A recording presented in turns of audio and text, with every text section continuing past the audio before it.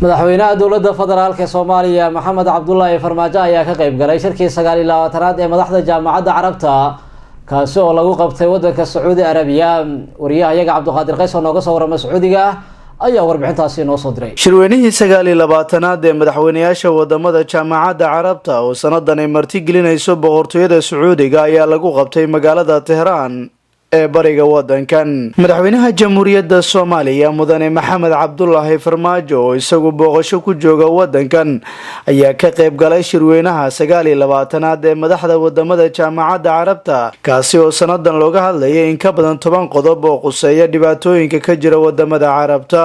madaxweynayaal boqorro iyo amiiro ka kala socday wadamada jaamacadda Carabta oo ka qayb galay shirkaasi ayaa ka hadlay xaaladda Falastiin iyo sida lagama maarmaan ay u tahay in Falastiin yeelato dowlad madax bannaan oo ay caasimadeedu tahay magaalada Qudus. sidoo kale shirkaasi waxaa looga hadlay xal u helidda dhibaatada dagaal ee ka jirta dalka Suuriya iyo sidii loo samata bixin lahaa dadka reer Suuriya iyo dib u celinta qaxootiga dalkaasi ee ku dacdareysan wadamada dariska.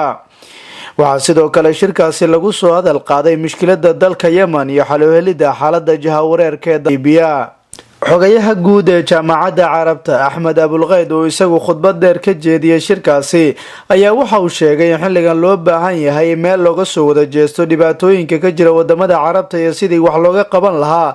sidoo kale wuxuu carabka ku adkeeyay in loo baahan yahay in laga hortago khatarta ka imaanaysa dalka Iiraan iyo waliba kooxaha Xuuthiyiinta uu sheegay in gantaalo dhowr dhawaan ay ku soo tuureen wadankan. madaxweynaha jamhuuriyadda Soomaaliya mudane Maxamed Cabdullaahi Farmaajo ayaa inta uu booqashada ku joogo wadankan Sacuudiga waxaa la filayaa in kulamo gaar ah uu la yeesho qaar ka mid ah madaxda ka qayb galaysa shirweynaha 29aad ee madaxda wadamada jaamacadda Carabta.